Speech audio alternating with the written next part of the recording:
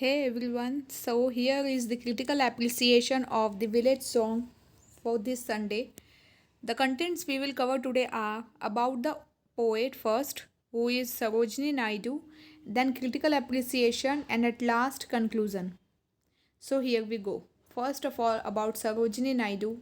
She was born on 13th February 1879 in Hyderabad, Hyderabad State, British India, and she died on 2nd March 1949 at the age of 70 in Lucknow, United Provinces, Dominion of India. Her nationality was Indian, political party was Indian National Congress, and occupation was political activist and poet. Her nickname was Bharat Ki Bulbul. Her language was English and genre was lyric poetry. The notable works by her are The Golden Threshold, The Bird of Time, If You Call Me, and as we are studying today, a village song. Here is one quote by her: The new has come and now the old retires, and so the past becomes a mountain cell where lone apart old hermits' memories dwell. This is the quote by Sarojini Naidu. Here is the critical appreciation of the village song. We will cover all these points one by one. First is the summary. The Village Song is a poem by Sarojini Naidu about the mindset of two generations, represented by an old woman and her daughter. The Village Song by Sarojini Naidu is one of the great pieces of Indian poetry showing Indian motherhood and an approach by an Indian girl to her married life.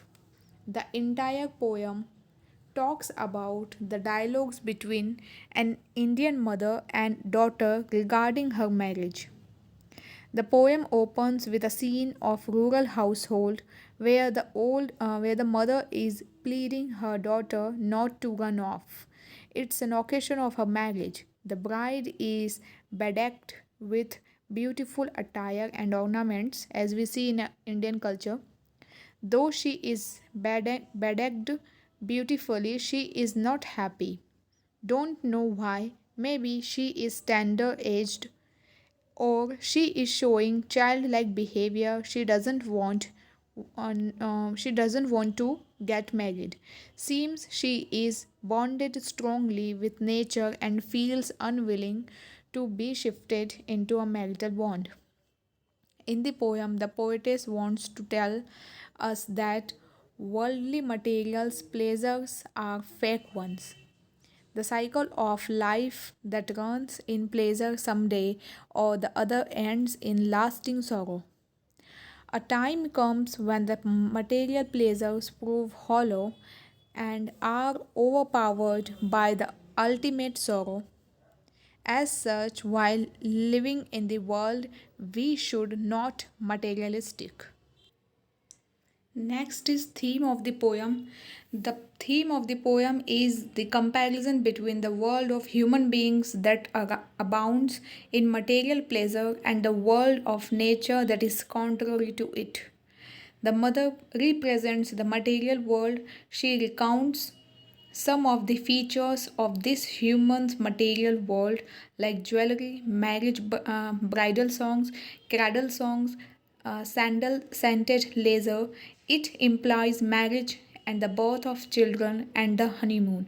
She draws her daughter's attention to the beautiful jewelry she was wearing for the occasion. She reminds her about the pleasures of the world and wedded life.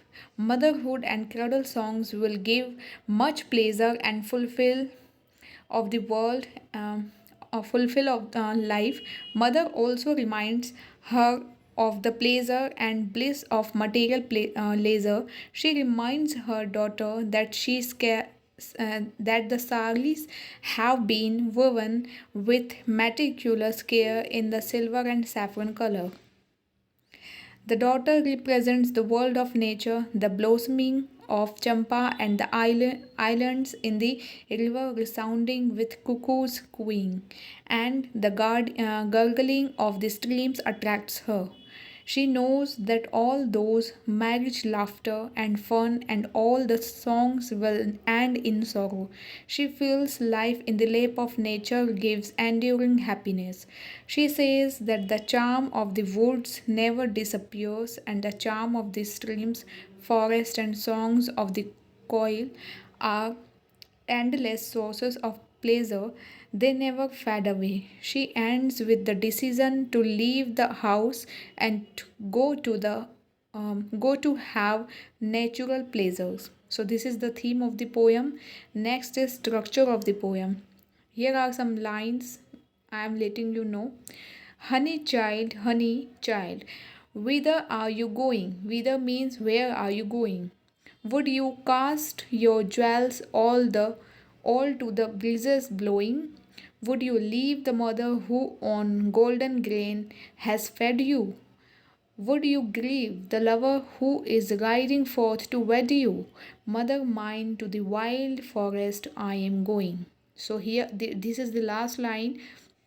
The last line, which is said by the daughter, is "Mother mine, to the wild forest I am going."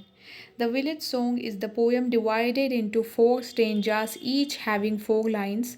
The poem has used a definite rhyming scheme, that is, you can see A B B C C D D. This is the line, rhyme scheme and structure used throughout the poem. The poem is filled with full of questions from the mother to her daughter.